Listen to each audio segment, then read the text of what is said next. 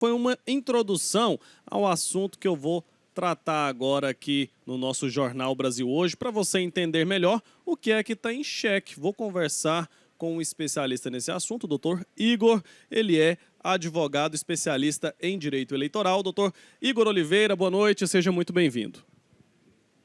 Ô Wilker, boa noite. Cumprimento também os nossos telespectadores. Vamos debater um pouco sobre esse tema aí muito candente, né? Tá todo mundo conversando sobre esse assunto.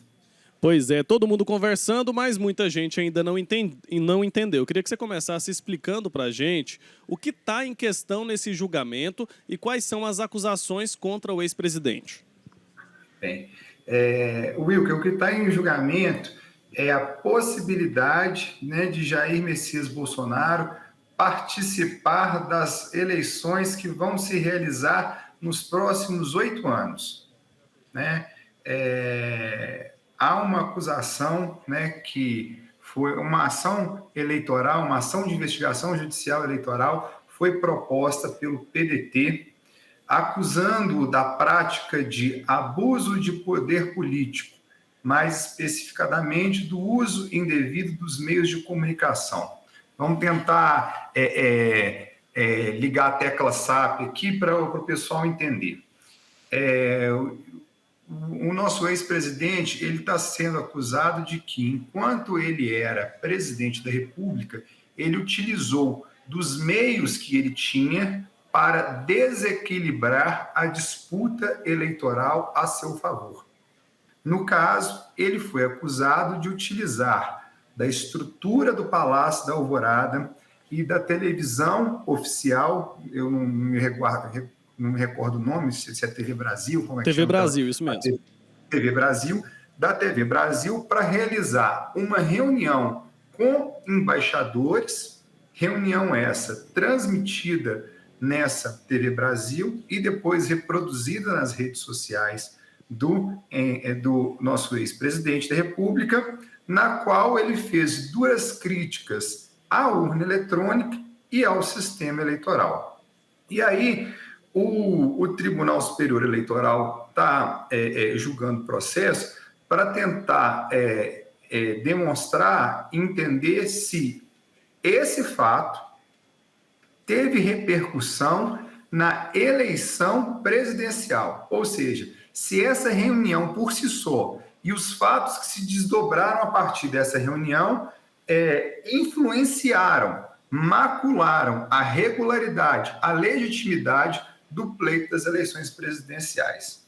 Se o Tribunal Superior Eleitoral entender que esse fato e seus desdobramentos foram suficientes para desigualar a oportunidade entre os candidatos, Jair Messias Bolsonaro, Luiz Inácio Lula da Silva, Tebet e os demais, a sanção que é aplicado àquele candidato que utiliza desses meios para desequilibrar o pleito é o castigo de não poder participar das eleições que irão realizar pelos próximos 8 anos.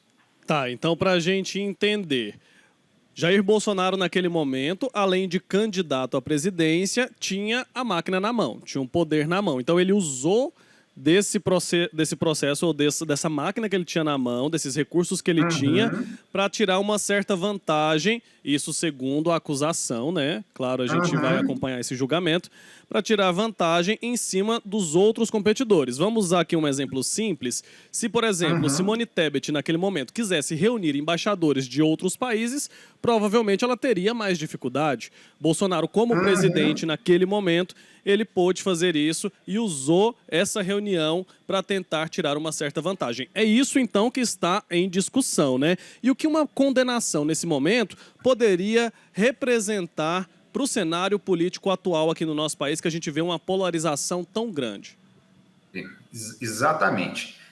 Quando a gente vem lá atrás e cria o Instituto da Reeleição, o legislador ele passa a criar mecanismos de controle para que a eleição para que possa se realizar a eleição com equilíbrio entre os candidatos. Então, aquele que detém a máquina na mão, há mecanismos que possa punir eventuais abusos. Abuso de poder econômico, abuso de poder político, uso indevido dos meios de comunicação, que é o que a gente chama aí no linguajar popular o uso da máquina. Ok? Ok. Então, o que visa apurar nesse processo é se houve ou se não houve o abuso da máquina. Bem, as consequências políticas que pode advir de um julgamento desse, a meu sentir, é um acirramento ainda maior dessa dualidade, né, esquerda-direita. No entanto, acaso, né, venha ser comprovado o abuso, a justiça também ela não pode fechar os olhos. Falar assim, olha, pelo fato de que pode se acirrar os ânimos, eu vou fechar os olhos e aconteça o que acontecer, eu não vou tomar nenhum tipo de decisão e tal. Mas, por outro lado, né, sem querer ficar muito em cima do muro, a gente também tem que ver o caso concreto. Né? Tem 3 votos aqui para determinar, reconhecendo o abuso e determinar a sanção de inelegibilidade. Por outro lado, há um voto, aqui por enquanto um voto vencido, dizendo que não houve abuso. E aí me chamou a atenção um argumento desse voto no seguinte sentido.